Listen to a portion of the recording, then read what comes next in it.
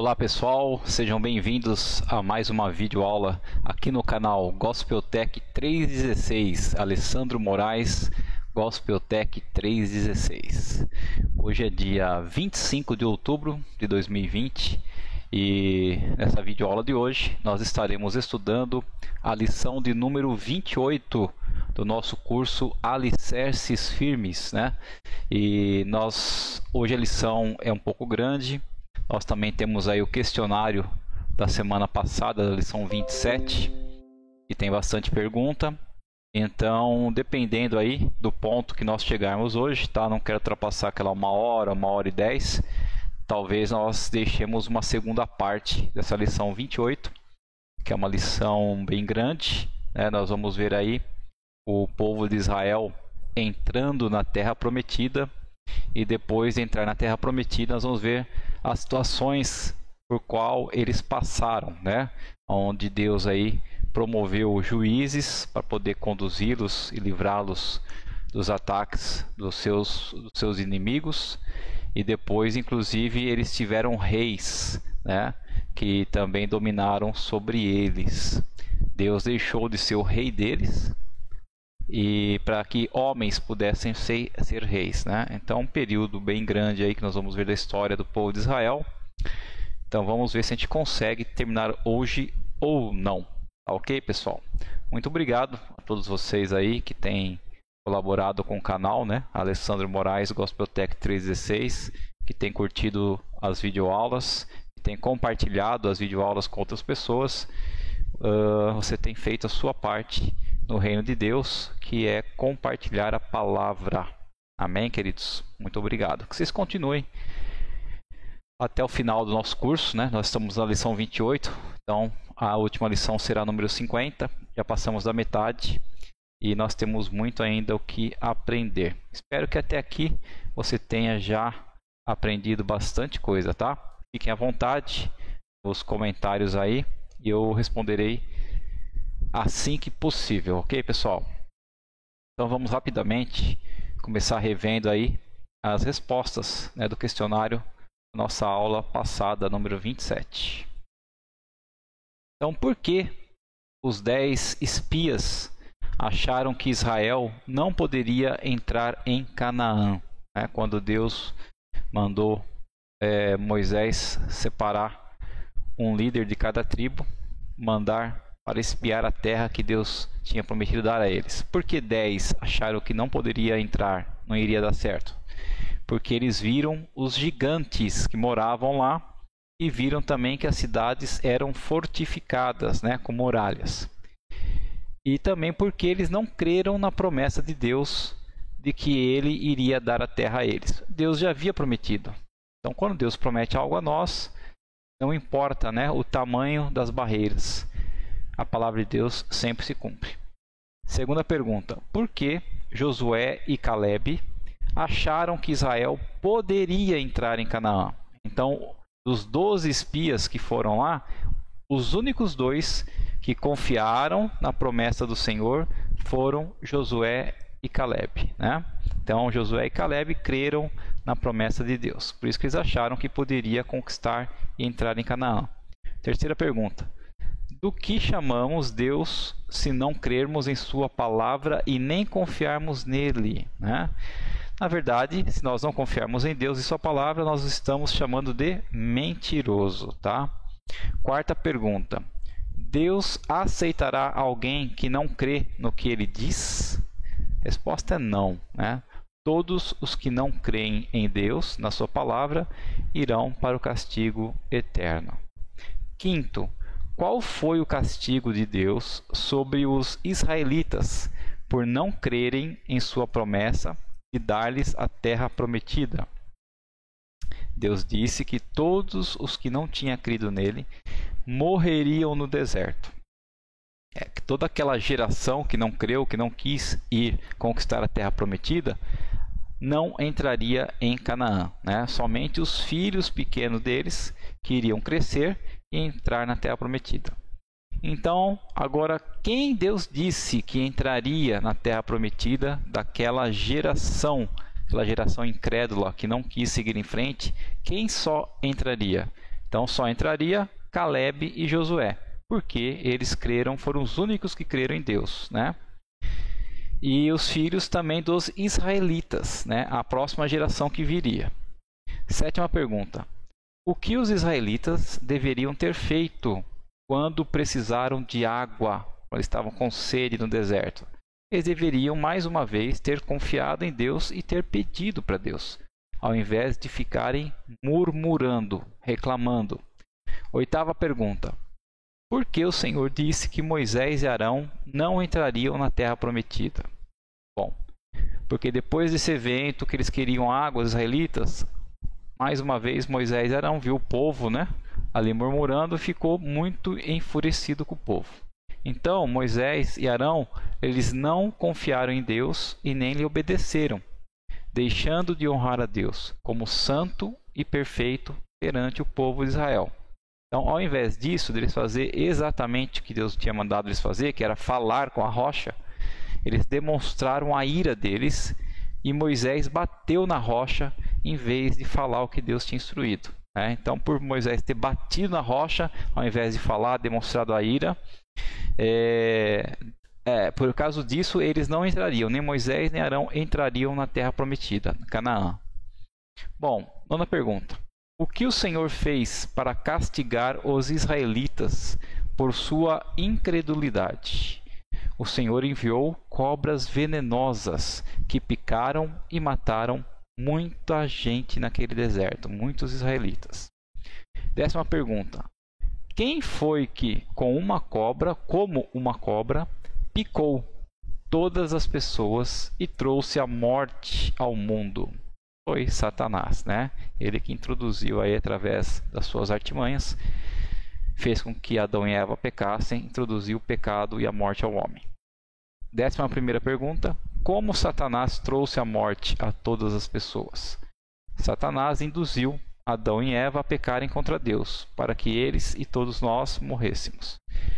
12ª: o que Deus disse que Moisés fizesse para salvar os israelitas daquela morte, daquelas picadas das cobras?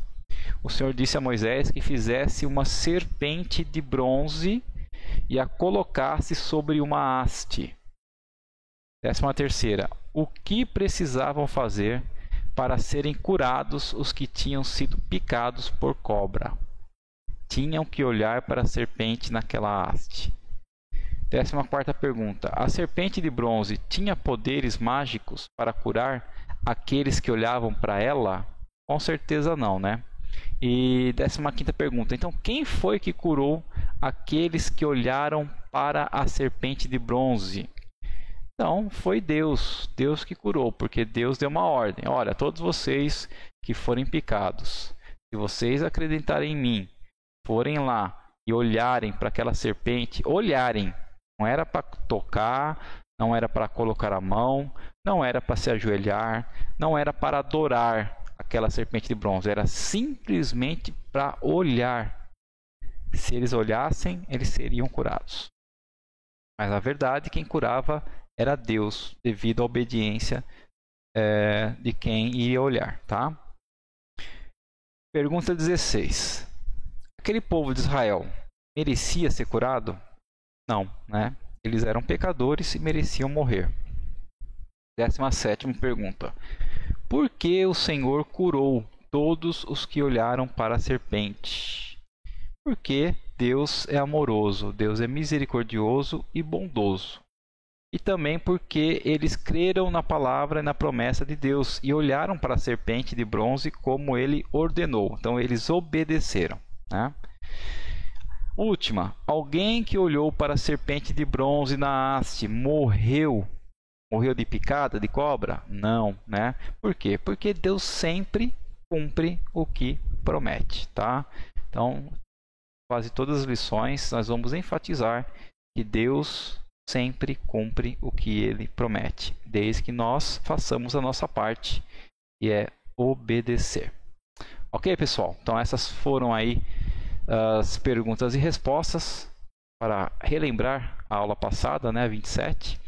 E agora vamos estar orando para iniciar a nossa aula de hoje, a aula de número 28. Amém? Então, onde você estiver aí, se você puder fechar pelo menos seus olhos, vamos estar levando nossos pensamentos ao Senhor. Querido Deus e amado Pai, nós te agradecemos por mais esse dia que o Senhor está nos concedendo. Te agradecemos, ó Pai, porque até aqui o Senhor tem cuidado de nós, o Senhor tem nos dado saúde, o Senhor tem nos livrado, ó Deus, dos nossos inimigos, o Senhor tem nos livrado dos perigos escondidos que rodeiam, Senhor, a nossa vida. O Senhor tem nos livrado das doenças, enfermidades, ó Pai, de todo o mal que pode nos atingir. Obrigado, ó Pai, pela Tua palavra, obrigado por mais essa oportunidade de estarmos juntos, aprendendo mais de Ti, da Tua vontade, Senhor, e que o Teu Santo Espírito possa conduzir essa aula, que possa falar por mim, que possa ministrar o meu coração, trazer à minha mente tudo aquilo que eu já aprendi da Tua palavra, Senhor, e que não fique nenhuma dúvida em nós. O que nós te pedimos e agradecemos em nome de Jesus Cristo, Teu Filho, nosso Senhor e Salvador. Amém. É isso aí, pessoal. Então vamos lá para a lição de hoje. Lição de número 28.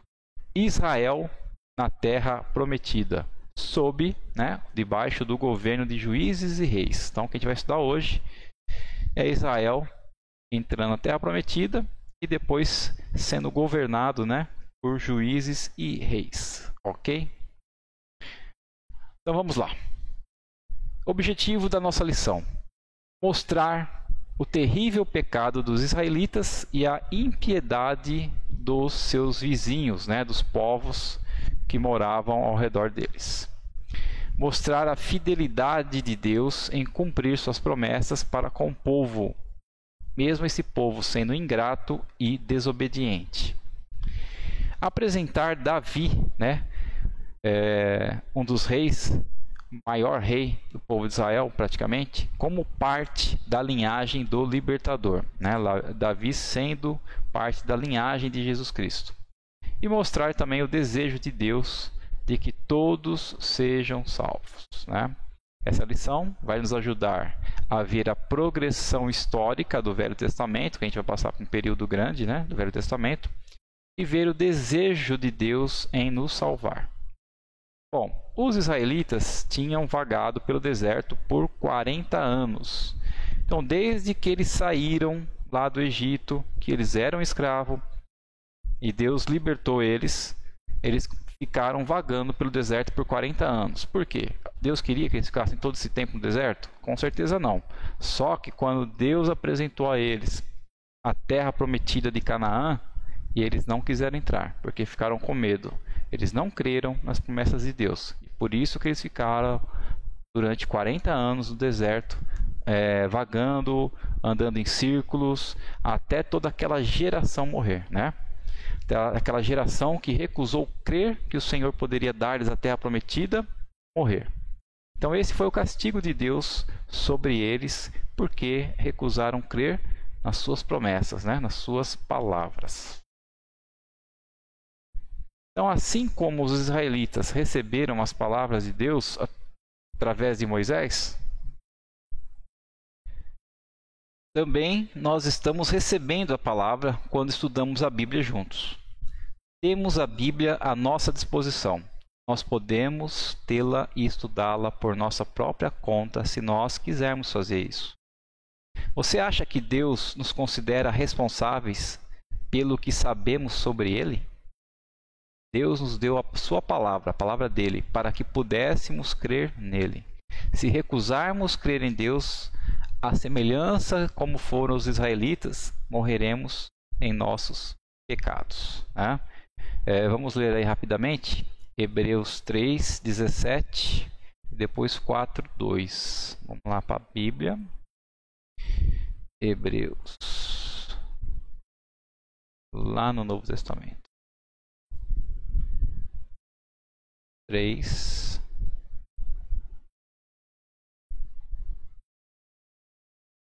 17. E quem deixou Deus irado durante aqueles 40 anos? Não foram essas mesmas pessoas que pecaram e, como consequência, morreram no deserto? E agora 4:2.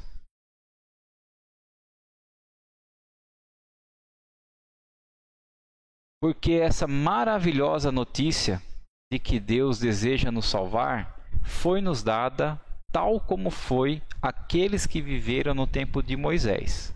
Entretanto, de nada lhes valeu, porque eles não creram nela. Então essa promessa que Deus nos dá, essa notícia maravilhosa que Deus quer nos salvar, também foi dada àquele povo de Israel no deserto. Só que eles não acreditaram, não creram. Então não valeu nada falar da promessa de Deus para eles. Bom, então Josué, depois que o povo, aquela geração inteira morreu, Josué conduziu Israel até Canaã, que é a terra prometida. Então, exatamente como Deus falou, Moisés e Arão também morreram antes de Israel entrar na terra prometida, devido à ira de Moisés e Arão em bater naquela rocha. Deus falou que eles não entrariam na terra prometida por causa daquilo, e realmente eles morreram antes. Bom, Deus, depois que Moisés morreu, escolheu Josué para ser o novo líder de Israel. Vamos ler Josué agora aqui, 1 e 2. Josué 1, versículos 1 e 2.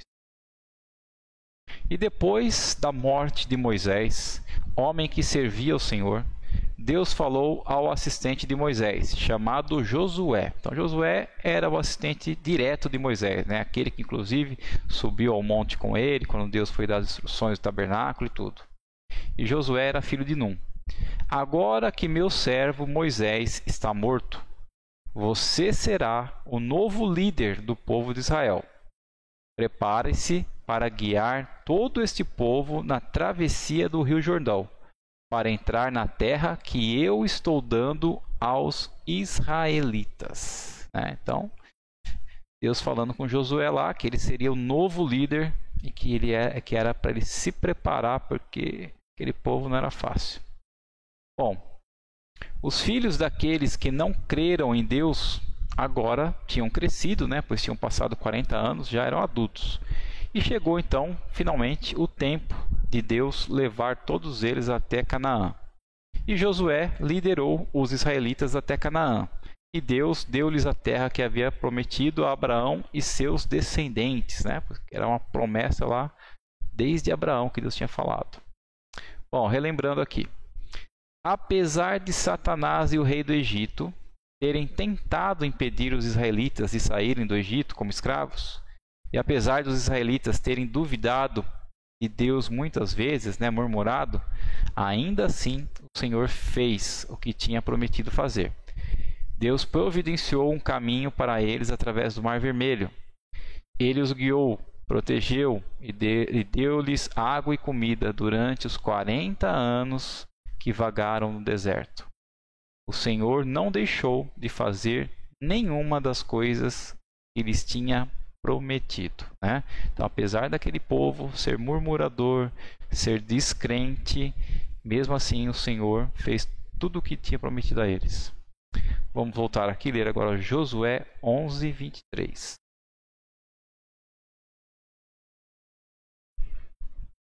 Josué 11,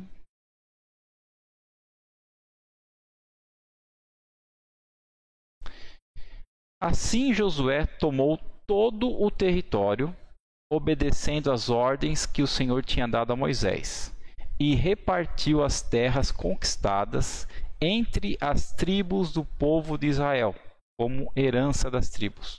E por fim, a terra descansou da guerra. Então, quer dizer, para ele conquistar todos os territórios que Deus havia discriminado para ele conquistar, que seria a terra dos israelitas, que seriam divididas entre as 12 tribos, eles tiveram que lutar com os povos que moravam nessas terras. Eles tiveram que matar, tiveram que conquistar. Muitas pessoas morreram. Por quê? Porque Deus falou que não era para fazer paz com esse povo, porque esse povo era um povo idólatra. Esse povo já tinha chegado a um nível muito alto, de pecaminosidade, de idolatria. Então Deus mandou realmente os israelitas destruírem e eliminarem esse povo dessas terras. Então eles conquistaram, sim, mas com muita guerra. Josué conquistou a terra prometida de Canaã. Então, antes da sua morte, Josué disse aos israelitas: nenhuma só promessa caiu de todas as boas palavras que falou de vós o Senhor vosso Deus. Todas vos sobrevieram, nenhuma delas falhou. Né? Resumindo, tudo aquilo que Deus prometeu ao povo dele, Deus cumpriu. Tá? Israel voltou-se para os ídolos depois da morte de Josué. Então, enquanto Josué era vivo, ele liderava os israelitas e os israelitas se lembravam do Senhor de tudo aquilo que Deus tinha feito. Mas depois que Josué e aquela geração que tinha visto os milagres do Senhor no deserto morreram, os israelitas se esqueceram do Senhor. Né? Josué 23:16.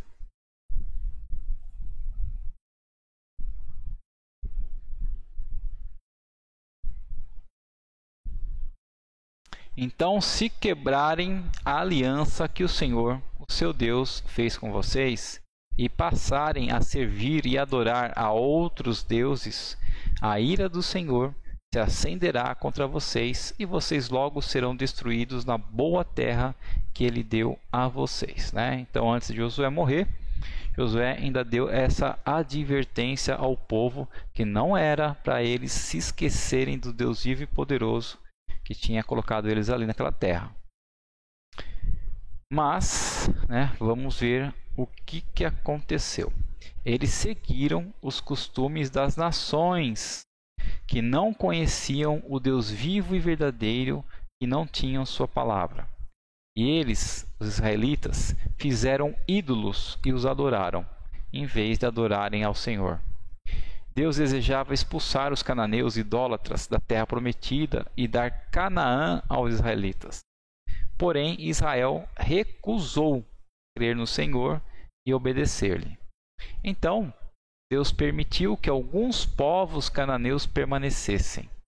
Israel tinha se estabelecido entre esses povos idólatras. E em vez de confiar em Deus, eles adotaram as práticas perversas dos cananeus. Vamos já agora entrar no livro de Juízes, Juízes 2, do 7 ao 13. De Josué, nós vamos para o próximo livro, que é Juízes, capítulo 2. Lê aí, 7 ao 13, tá? Então o povo tinha sido fiel ao Senhor durante toda a vida de Josué, e também enquanto viveram os anciãos que tinham visto os grandes milagres que Deus havia feito a favor de Israel. Josué, servo do Senhor, morreu com 110 anos de idade. E ele foi enterrado na terra que recebeu por herança do Senhor, em Timnat-Heres, na região montanhosa de Efraim, ao norte do monte Gaás. Finalmente, morreram todos os que pertenciam àquela geração e foram reunidos aos seus pais. E surgiu uma outra geração que não conhecia o Senhor e o que ele havia feito a Israel. Pouco tempo depois, os israelitas fizeram o que o Senhor reprovava e cultuaram os Baalins. Eles abandonaram o Senhor, o Deus dos seus antepassados, que tinha tirado o povo de Israel do Egito, e serviram a outros deuses, deuses dos povos que viviam ao seu redor, e os adoraram. E com isso, provocaram a ira do Senhor. Eles abandonaram o Senhor e prestaram culto a Baal e a Asterote. A palavra aqui, mais uma vez, nos revela o que aquele povo israelita fez. Deixou Deus mais uma vez de lado, se esqueceu de Deus. Eles não conseguiram, o povo não conseguiu, os anciões, por certo tempo, enquanto eles eram vivos, conseguiram passar toda a história, do que Deus tinha feito, todos os milagres que Deus tinha feito para aquela nação. Mas conforme foram passando as gerações, uma geração não foi comunicando a outra, Eles não tiveram ali líderes capazes, suficientes, influenciadores para poder fazer aquela nova geração que estavam surgindo conhecer a Deus, saber tudo o que Deus tinha feito e para que eles pudessem seguir a Deus. Então, eles acabaram abandonando Deus e começaram a seguir as influências dos povos cananeus que viviam ali perto deles, né? Então os cananeus, eles adoravam falsos deuses chamados Baal e Astarote ou Asterote. Satanás tinha induzido esse povo a pensar que estavam adorando deuses vivos e reais. Então, para o povo ali cananeu, essa questão de adorar Baal, adorar Astarote, para eles eram algo que estava fazendo bem, né? Que eram como se fossem deuses vivos. Mas na verdade era Satanás que estava induzindo a mente deles a fazer isso. Então eles não percebiam que na verdade estavam adorando quem? O pai da mentira, Satanás e os seus demônios. Porque o único que deve ser adorado, como nós já estudamos aí nos 10 mandamentos, é Deus. Deus é o único, além dele não há outro a quem devemos adorar. Então sempre que nós procuramos adorar outros ídolos, outras coisas, na verdade nós estamos deixando de adorar a Deus. E se nós não adoramos a Deus, estamos adorando o seu inimigo, o seu adversário, que é Satanás. Ok, pessoal? Então, quando as pessoas adoram qualquer outra coisa que não seja Deus vivo e verdadeiro, da qual a Bíblia fala, elas estão, na verdade, adorando Satanás. E Satanás se disfarça. Ele se esconde atrás dos ídolos e de outras coisas que as pessoas adoram. Assim como se disfarçou de serpente quando tentou Eva. Satanás odeia Deus e não quer que ninguém o adore. Satanás odeia cada pessoa, cada um de nós. E ele não quer que ninguém confie em Deus e seja salvo da morte.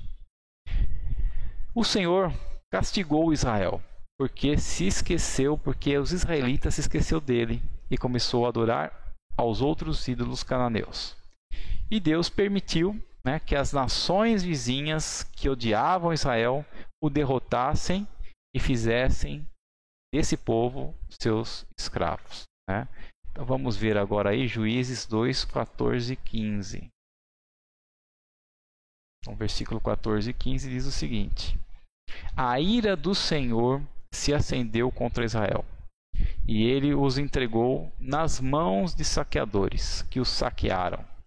Ele os entregou aos inimigos ao seu redor, aos quais já não conseguiam mais resistir.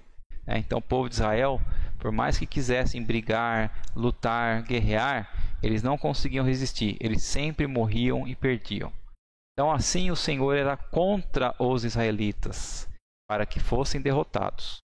Quando eles saíam para lutar contra os inimigos, como havia advertido e jurado, Israel estava em grande angústia, né? Porque um povo que foi tão conquistador, que conquistou, lutou, guerreou e venceu, agora eles eram sempre vencidos. Mas por quê?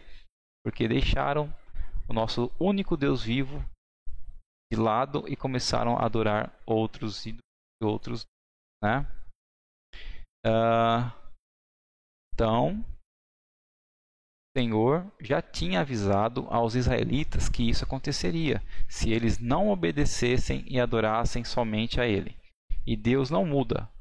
Não importa quantos anos passem, Deus se lembra de suas promessas. Inclusive, sua promessa de castigar aqueles que não creem nele, né? Aqui tem vários versículos, né? Tem Números, tem Deuteronômio, tem Josué, mas vamos ler só essa de Números, né? Capítulo 33, versículos 51 ao 53, depois 55 ao 56, tá? Vamos lá. Números.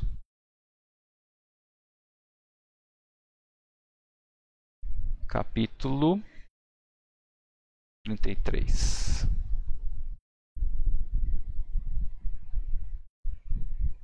Vamos lá. 51 ao 53. Diga aos israelitas: quando vocês atravessarem o Rio Jordão para a terra de Canaã, expulsem os habitantes da terra e destruam suas imagens esculpidas e todos os ídolos de metal fundido e derrubem todos os seus altares, né? Então ali todo ídolo construído de madeira, todo ídolo construído de ferro fundido era para serem destruídos, e todos aqueles altares também eram para ser derrubados. tomem posse da terra e habitem nela, pois dei essa terra para que tomem posse dela. 55 a 56. Mas se vocês não expulsarem os habitantes da terra, eles serão como espinhos nos seus olhos e pontas de ferro na cintura de vocês. Ou seja, vão incomodar. Vão incomodar e vão fazer vocês ficarem doloridos. Eles vão hostilizar vocês na terra em que vocês vão habitar. Então farei a vocês o que havia pensado em fazer com eles. Né? Então Deus está falando, olha, vocês vão para lá, estou dando a terra para vocês de Canaã, só que vocês não façam nenhum tipo de acordo, não convivam com esse povo. Porque se vocês não expulsarem totalmente eles de lá, começarem a conviver com eles, e vocês fizerem o que eles fazem, adorar a outros deuses, eu vou fazer com vocês o que eu fiz para eles. Eu vou deixar vocês serem derrotados, castigados, saqueados. Então Deus já tinha avisado que isso iria acontecer se eles não tomassem cuidado, certo? Bom, então vamos aqui falar um pouquinho, um resumo, né? Então o povo de Israel, os israelitas, saíram cativos do Egito, atravessaram o Mar Vermelho, liderados por Moisés, ficaram no deserto, receberam os 10 mandamentos, receberam todos os detalhes para construir ali o tabernáculo de Deus, para que eles pudessem pedir perdão a Deus dos seus pecados com sacrifícios. Depois Deus mandou eles irem espiar a terra prometida. A maioria dos espias, os líderes das tribos, voltaram e falaram que não conseguiriam porque ali tinham gigantes, as terras eram muito fortificadas. Eles não acreditaram nas promessas de Deus. E com isso, toda aquela geração, a não ser Caleb e Josué, a não ser esses dois, morreram no deserto. Então vagaram 40 anos no deserto, né? Todo esse tempo para que toda aquela geração morresse.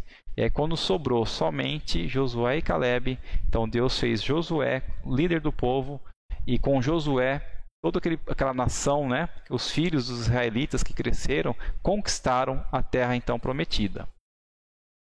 Só que depois que Josué faleceu, depois que Josué morreu, o povo e os anciões também, o povo se esqueceu das promessas de Deus, se esqueceu de quem Deus era, o que Deus já tinha feito por eles, e se misturaram com outros povos, né, os cananeus, e começaram então a adorar os ídolos dos cananeus, né, que eram o deus Baal e Astarote.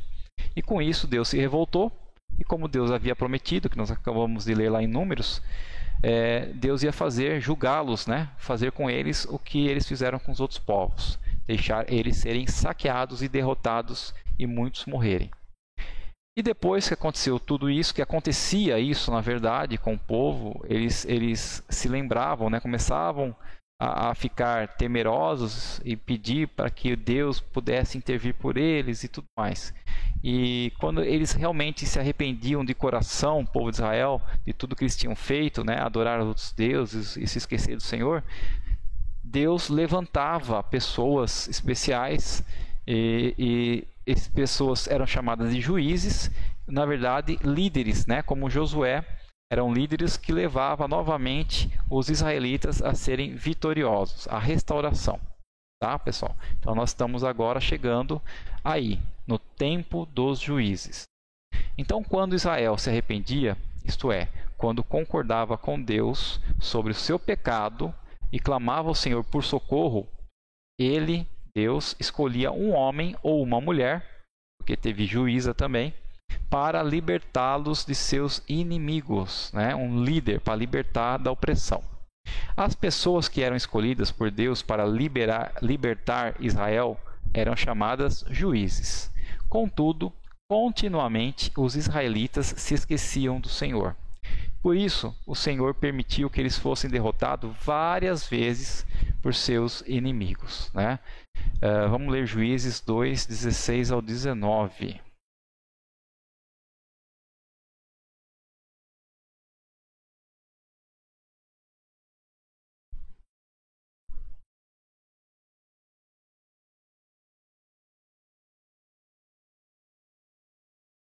Às vezes demora um pouco para carregar. Se demorar muito, geralmente a Bíblia fecha, tem que carregar ela de novo.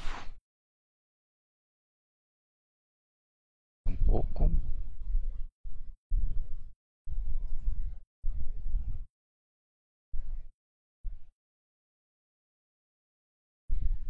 Vamos fechar e abrir de novo. Aqui para dois. Fechar. Abrir novamente. Bom, pessoal, todo esse período aí, chamado de Juízes, né, onde o povo se arrependia, clamava a Deus, Deus escolhia um homem, uma mulher, dava essa unção para eles, para poder libertar o povo de Israel dos seus opressores. Aí o povo de Israel era liberto, né? E só que depois que esse juiz, esse líder morria, o povo voltava mais uma vez a se esquecer de Deus, voltava a pecar e assim por diante. E aí Deus permitia novamente que eles fossem oprimidos. E aí eles se arrependiam de novo de toda aquela opressão que estavam sentindo. Aí Deus levantava outro juiz, né? E assim foi o ciclo, né? A gente pode chamar que era um ciclo isso aí, né? Um ciclo vicioso. Então eles esqueciam de Deus, aí depois eles eram saqueados, eles eram mortos, sofriam. Aí depois, no meio do sofrimento, eles se arrependiam, eles clamavam a Deus por libertação, voltavam atrás. Aí Deus levantava um juiz, e aí aquele juiz liderava o povo, libertava eles daquela opressão. E depois que aquele juiz morria, eles voltavam a pecar novamente e caíam de novo. Aí começava todo o ciclo novamente. Então, assim foi.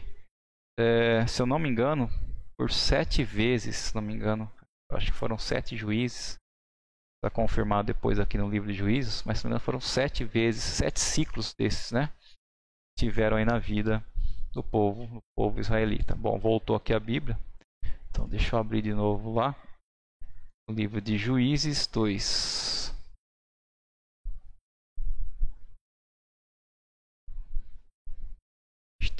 Internet nossa neste momento está passando por alguma instabilidade, mas vamos ver se vai abrir. A gente acha outra Bíblia aqui, com certeza. Vou até caçar já aqui outra Bíblia.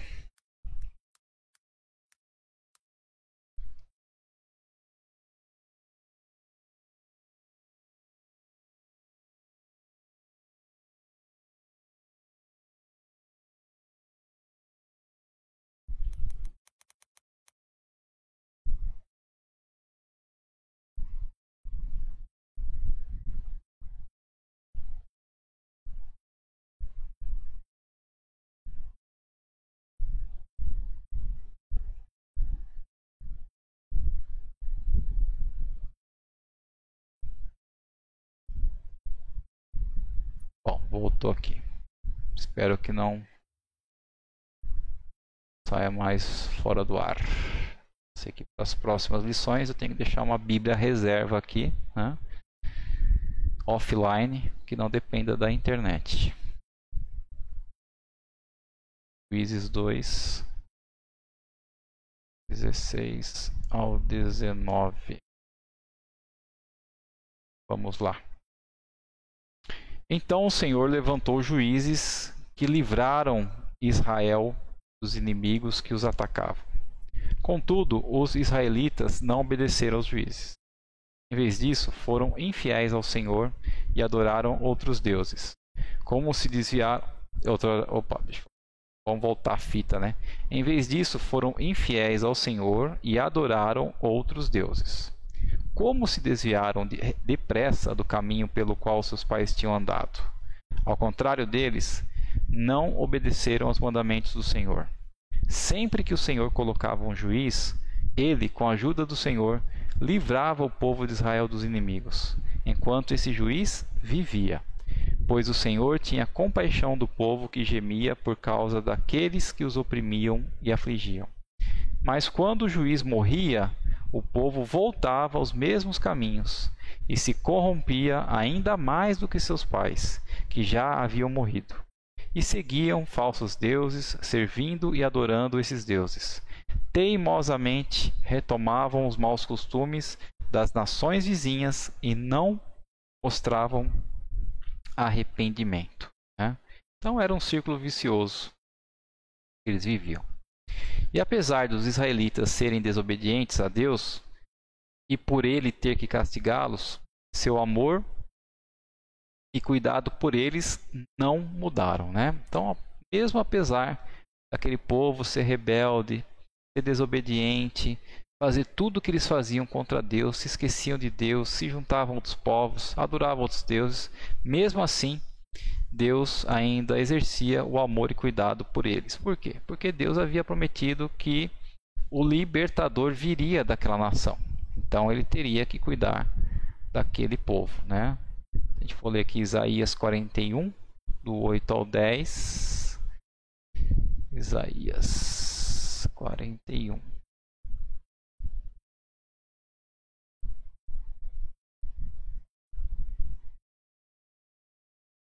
Do 8 ao 10.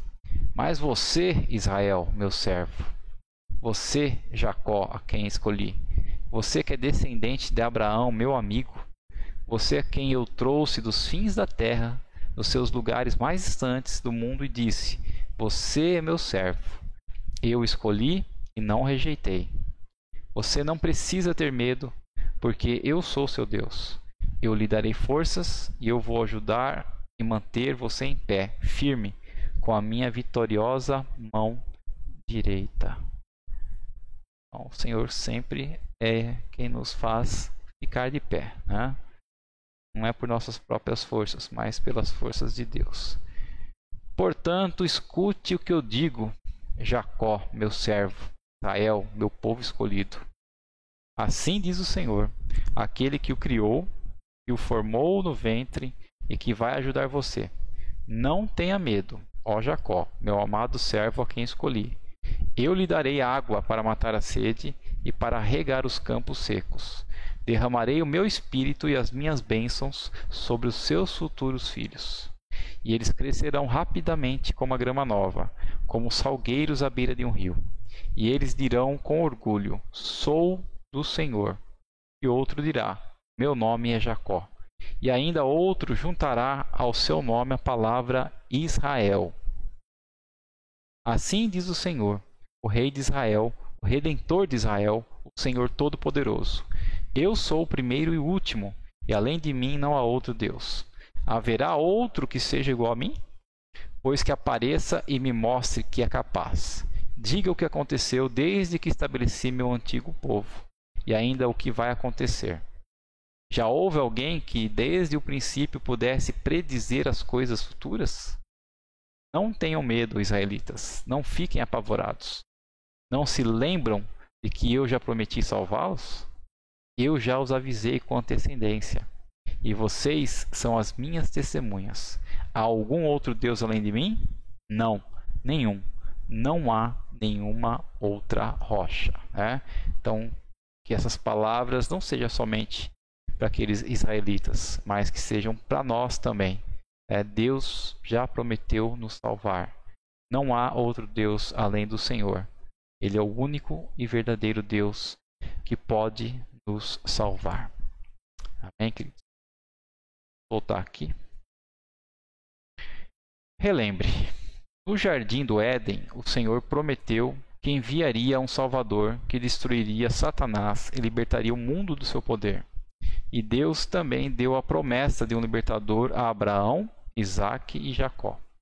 O Senhor assegurou-lhes que o Salvador seria um dos seus descendentes.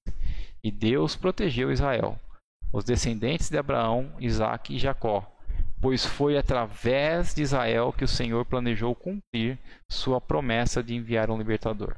E além do mais, Deus queria que o mundo o conhecesse. Só podemos chegar ao conhecimento de Deus através da Bíblia. Foi através de Israel que Deus nos deu a maior parte da Bíblia, que é o Antigo Testamento. Deus escolheu e usou israelitas para registrar sua mensagem na Bíblia, né? Inclusive no Novo também. Falei no Velho, mas no Novo também. Romanos 3, 1, 2.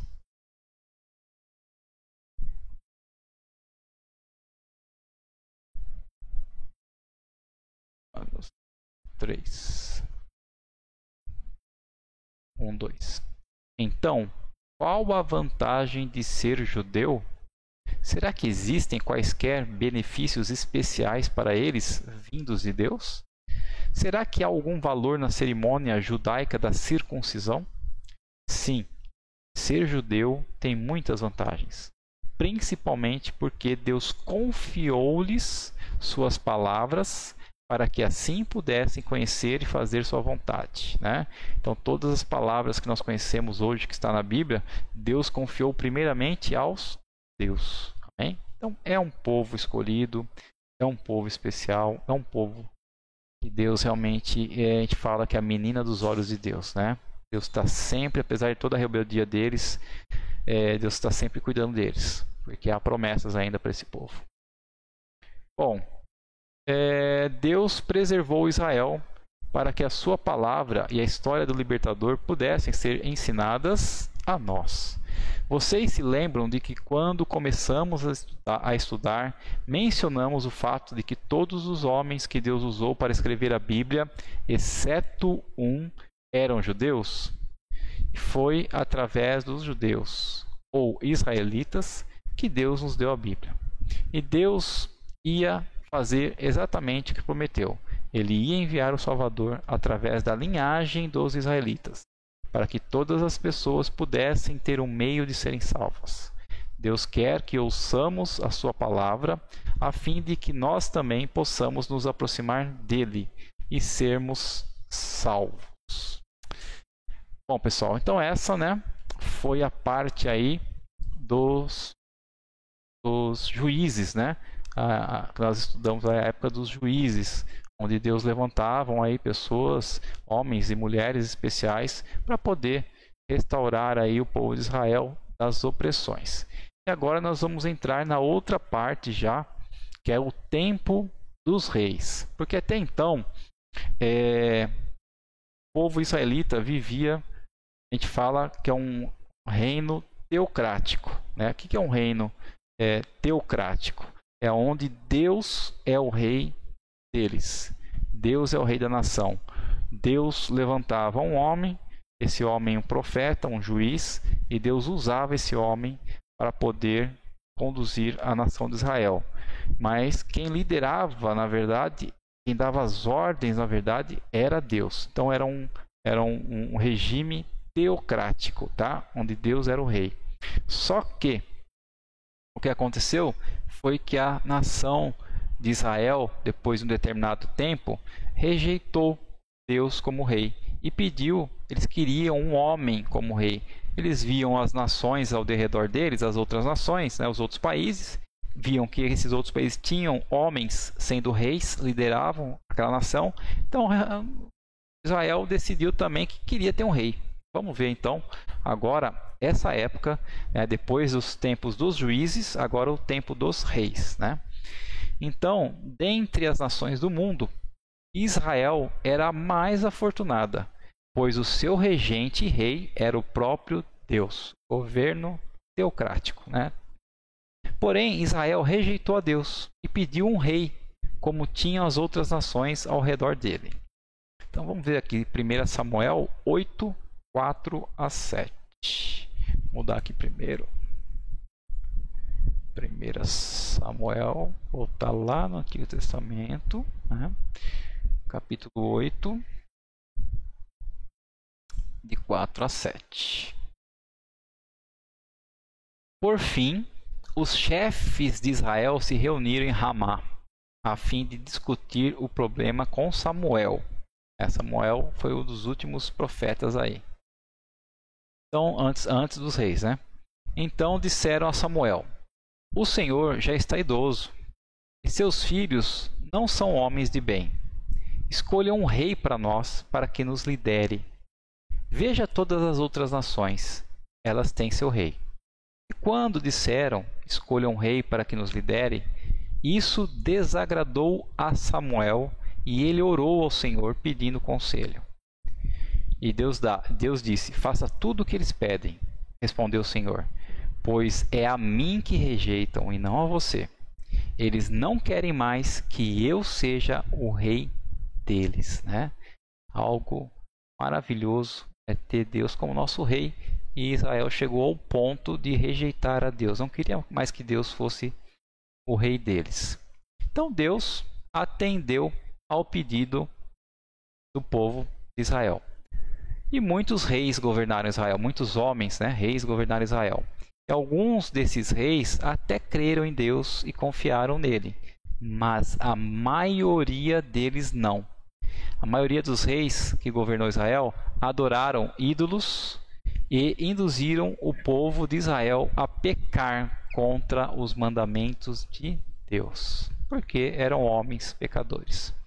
Bom, notas, só uma nota, né, uma curiosidade, nota arqueológica. Com o passar dos anos, os arqueólogos têm descoberto muitas coisas que confirmam os detalhes desses reinados. Então, localizações de cidades têm sido confirmadas, objetos de culto, ídolos, altares e outras coisas desse período têm sido encontrados. Os nomes de vários reis têm sido encontrados escritos em monumentos e tumbas. Registros de comércio confirmam nomes de reis de cidade. Registros de guerras enumeram batalhas especificadas na Bíblia. O que tem sido achado confirmam o relato da Bíblia. Nada do que foi encontrado está agora contrário ao relato bíblico, né? Então tudo o que foi encontrado agora condiz com o que está na Bíblia. A Bíblia é um livro de acontecimentos históricos verdadeiros. Podemos crer em cada palavra dela porque é a palavra de Deus. Bom, alguns exemplos de descobertas arqueológicas. Então, quais são esses exemplos que tornam a Bíblia, o que está escrito na Bíblia, verdadeiro, né? Confirmam o que está lá na Bíblia? O prisma de Senaqueribe, que menciona o rei Ezequias. O aqueduto do rei Ezequias. Selo de jaspe inscrito Sema, servo de Jeroboão. Marfim escrito com o nome... Oh, Senhor, tem uma mosca aqui, pessoal, que está me perturbando. Então, o marfim escrito com o nome do rei Hazael. E a pedra de Moabe, que menciona o nome do rei Onri, tá? Então, todos esses objetos que foram encontrados pelos arqueólogos condizem com os escritos que estão na Bíblia, né? E esses escritos, se vocês depois quiserem consultar cada um deles, vocês têm aqui, né, os versículos. Segunda Reis, a maioria está no livro de Reis, né? Primeira e Segunda Reis, os versículos e os... Tá? Então a lista dada aqui é muito limitada. Você ainda pode, né, como aluno aí, pesquisar mais hoje no Google e ver que tem ainda mais versículos que são afirmados de acordo com os objetos encontrados. Bom, então falando em rei, né, vamos ver um pouco aqui de Davi, que foi o grande rei de Israel. Então Davi foi o maior e mais conhecido rei de Israel. Vamos ler 2 Samuel 5:4.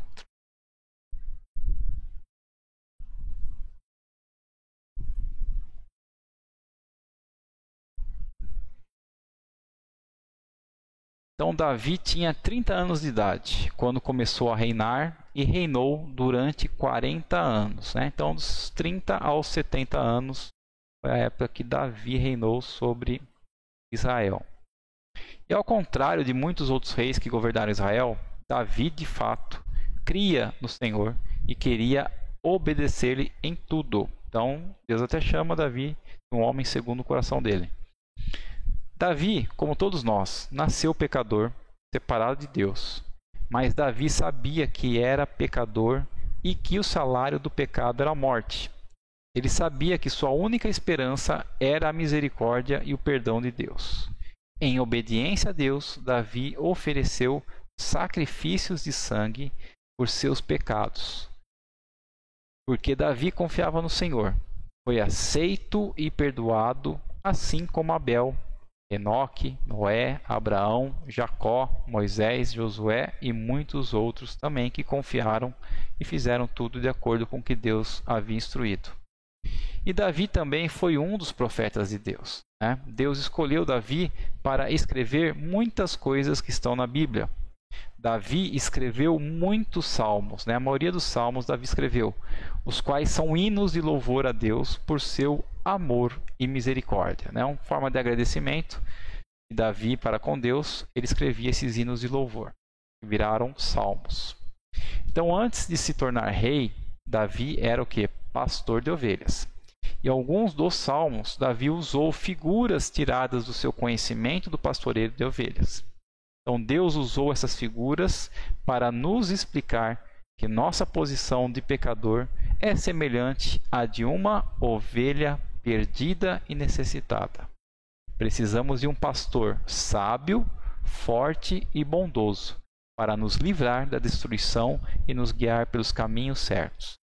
O Senhor é o único que pode fazer essas coisas para nós e o único que pode ser o nosso bom pastor. Tá, pessoal? Então aí em 1 Samuel, depois vocês leem no capítulo 16, capítulo 17, e o Salmos 23 sobre o Senhor Jesus Cristo sendo o nosso bom pastor. Bom, Davi planejou construir o templo. Como rei de Israel, Davi acumulou muitas riquezas, muitas conquistas. E ele construiu para si um belo palácio de madeira, pedra, ouro e prata. Um dia, Davi estava pensando sobre sua bela casa e percebeu que a casa do Senhor ainda era a mesma que tinha sido feita no deserto, de peles de animais e cortinas de pano. Era o tabernáculo que os israelitas tinham feito para o Senhor quando estavam no Monte Sinai, na época de Moisés. Então, por isso, Davi planejou construir para o Senhor um belo lugar de habitação permanente, feito de pedra, madeira, prata e ouro, como era o seu palácio atual. Então, ele sentia-se constrangido, né, por ele, Davi, morar num palácio e Deus estar ali naquela tenda, né, aquelas peles, aquele couro de animais, aquele tabernáculo. Davi queria que o Senhor tivesse um lugar de morada fixa, onde o povo pudesse ir adorá-lo e oferecer-lhe seus sacrifícios. E Deus ficou feliz por Davi querer fazer isso, né? Não foi Deus que mandou Davi fazer isso. Surgiu isso do coração de Davi. Então Deus enviou seu profeta Natã para falar com o rei Davi. Então vamos ver aqui que que Deus, através de Natã, o profeta, falou para Davi. Porque naquela época, né, Deus escolhia, levantava profetas, falava diretamente com os profetas e os profetas auxiliavam os reis, eram os conselheiros dos reis, né? Então Samuel 7, 12 ao 17. 2 Samuel, faltou o número 2 ali. 2 Samuel 7, 12 ao 17.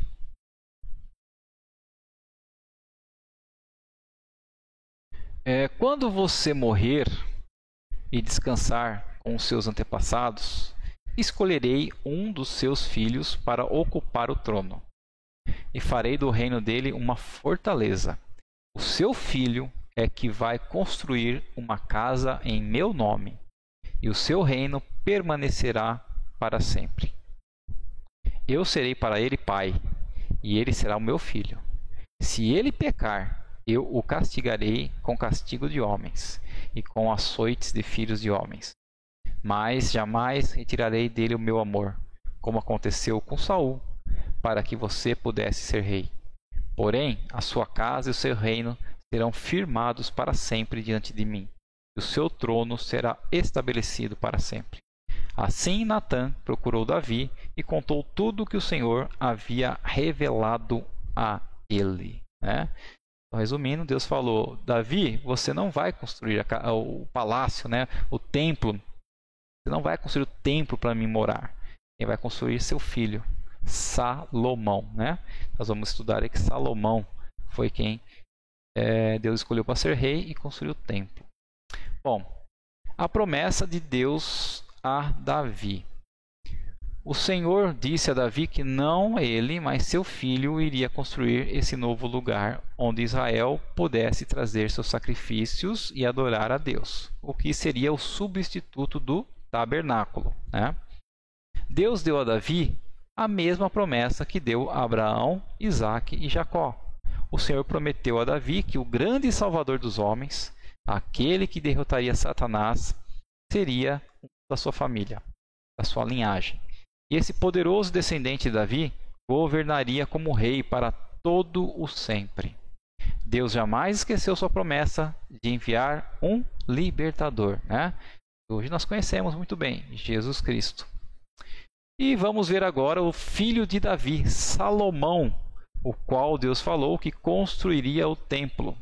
Então Davi preparou todo o material necessário para que a casa do Senhor fosse construída em Jerusalém. Então Davi quem armazenou, guardou e preparou o material. Mas quem mandou construir foi Salomão. Jerusalém é uma cidade que existe até hoje. Israel, né? Como a maioria das cidades antigas, Jerusalém era cercada por grandes muros de pedra que protegiam o povo de seus inimigos. Os arqueólogos têm encontrado muitos locais antigos na cidade e muitas reconstruções dos muros.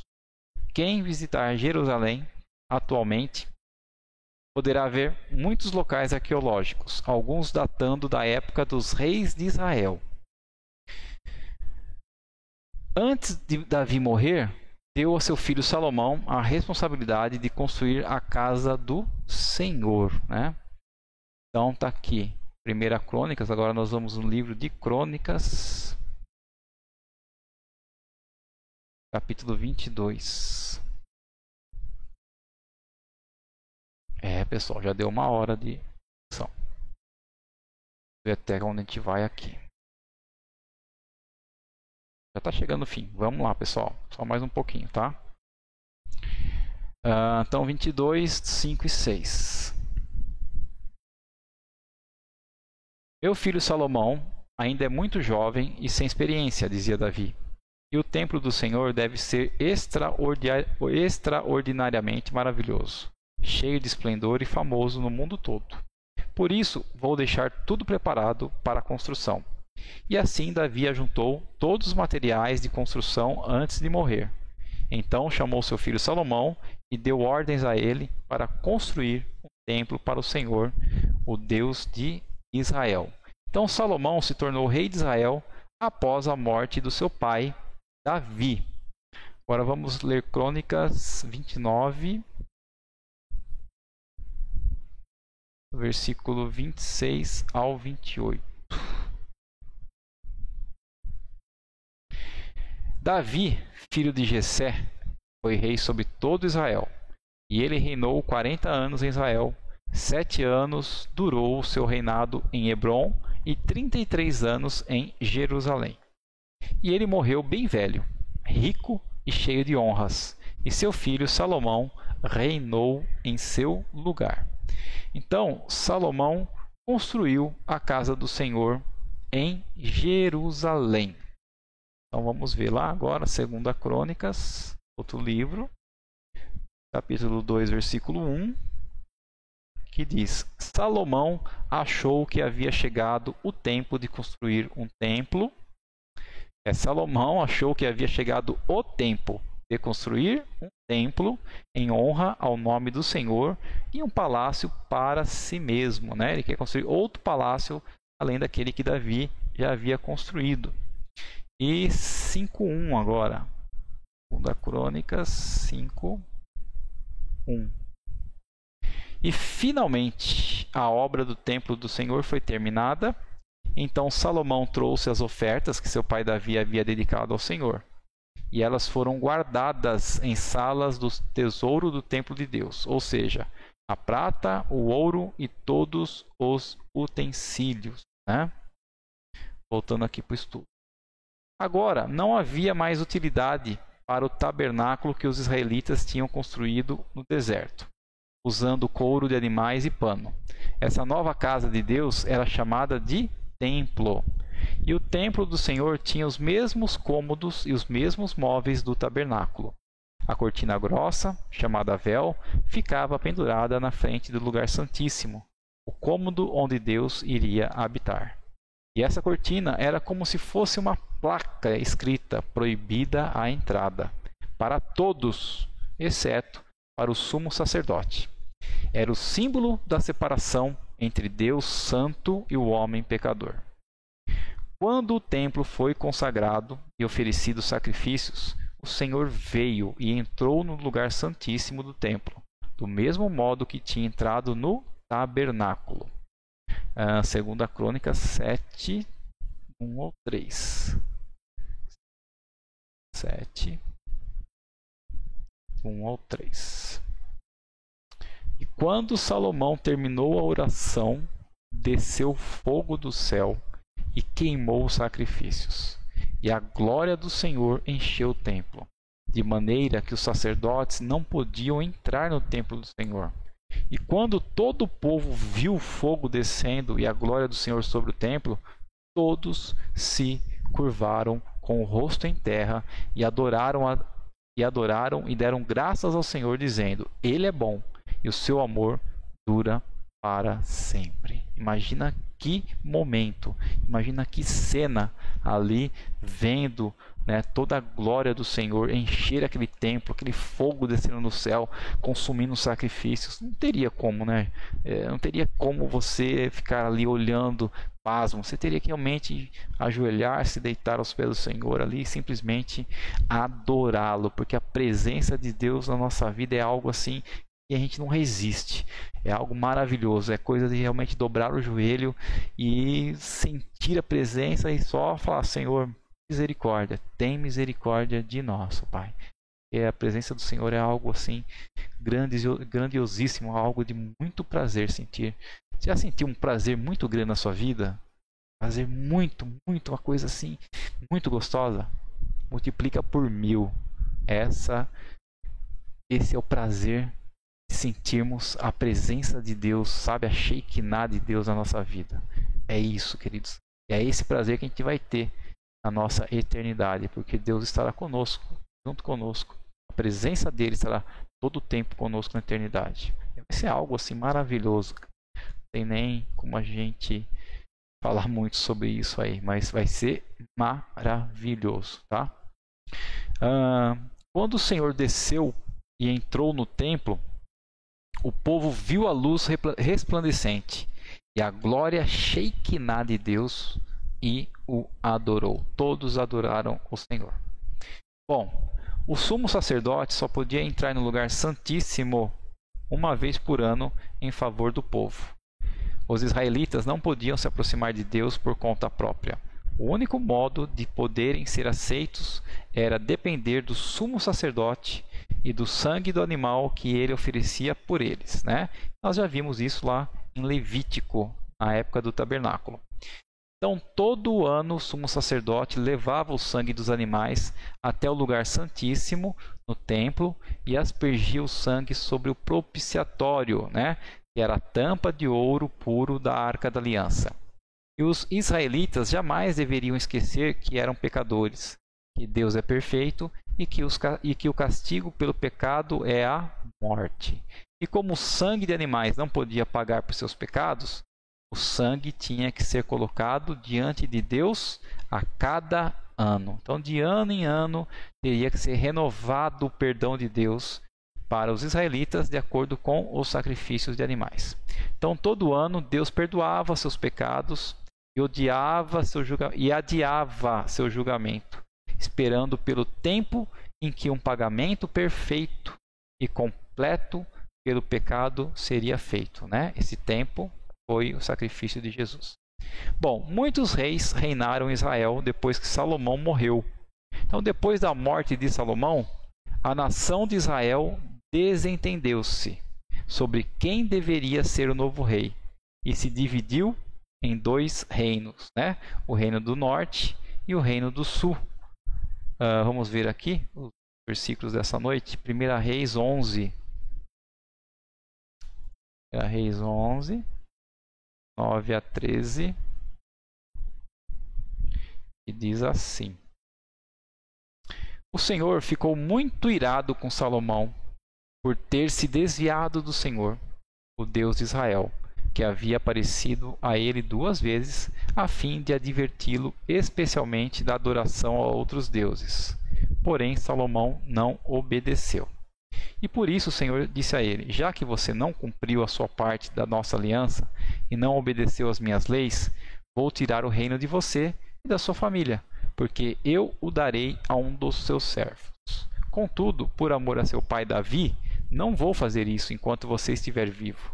Vou tirar o reino das mãos do seu filho, mas não tirarei o reino inteiro dele. Vou deixar que ele seja o rei de uma tribo, por amor a Davi, meu servo, e por amor a Jerusalém, a cidade que escolhi. Então, resumindo, Salomão, filho de Davi, foi um homem que adorou a Deus no início, né, muito especial.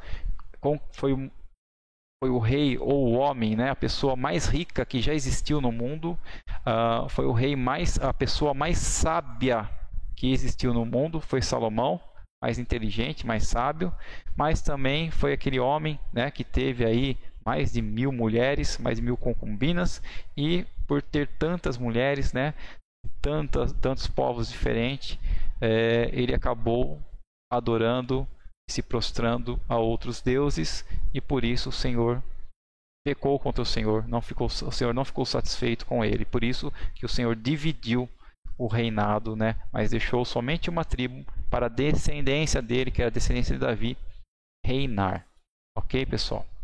Então foi isso que aconteceu quando Salomão morreu. Foi dividido o reinado, né? As 10 tribos do norte passaram a se chamar Israel, reino de cima, e as 2 tribos do sul passaram a se chamar Judá, né? Que é a parte de baixo de Israel. Então, a partir da morte de Salomão, passou a ter 2 reinos: o reino de Israel, reino do norte, e o reino de Judá, que era o reino do sul, né?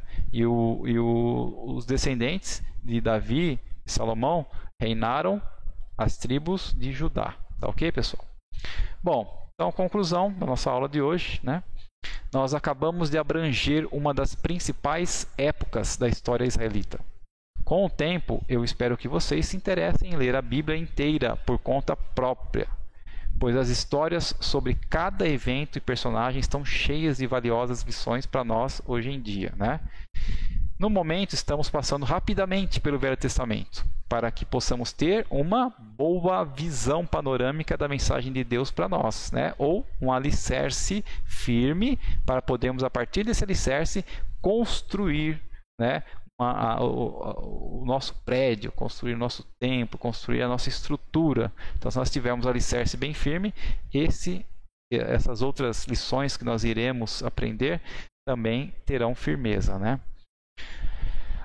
Na próxima lição, daremos uma olhada na história de alguns profetas de Deus que levaram suas mensagens a Israel e as nações circunvizinhas, né? Nós vamos entender um pouco aí sobre esses reis do norte, rei do sul, o que fizeram de bom e de ruim, e ver que Deus levantou profetas para que dessem a eles mensagens de arrependimento.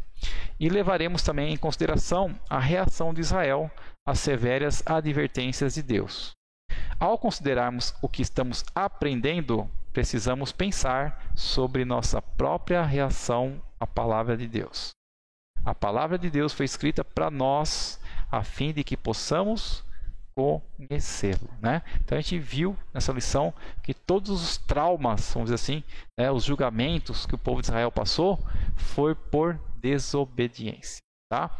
Então que a palavra de Deus seja para nós algo que nos instrua, algo realmente que venha nos dar sabedoria, que venha dar conhecimento de Deus, mas que principalmente a gente possa obedecê-la, tá, pessoal?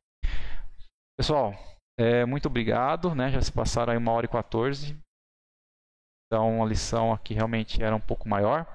Quero agradecer a todos vocês que estiveram aprendendo junto comigo mais um pouco da Palavra de Deus. Deixem seu like, não esqueçam, compartilhe o vídeo. Vamos estar orando agora, né, para encerrar essa aula. Querido Deus e amado Pai, muito obrigado, Senhor, por mais uma aula, por mais essa palavra que foi ministrada em nossos corações. Que a cada dia, Pai, nós possamos aprender mais de Ti e que principalmente nós possamos obedecer a Ti e a Tua palavra, Pai, para que não sobrevenha sobre nós a Tua ira, Senhor. Pai, nos dê uma ótima semana na Tua presença. Continua nos protegendo, nos abençoando, Pai, nos livrando de todo mal. Que a Tua misericórdia, que a Tua graça, que a Tua paz, que Teu amor seja conosco para todos sempre, Senhor. Abençoa, Senhor, a todos nós, em nome de Jesus Cristo. Amém. É isso aí, pessoal. Muito obrigado e até a semana que vem, se Deus nos permitir, tá? Grande beijo aí para todos, em nome de Jesus.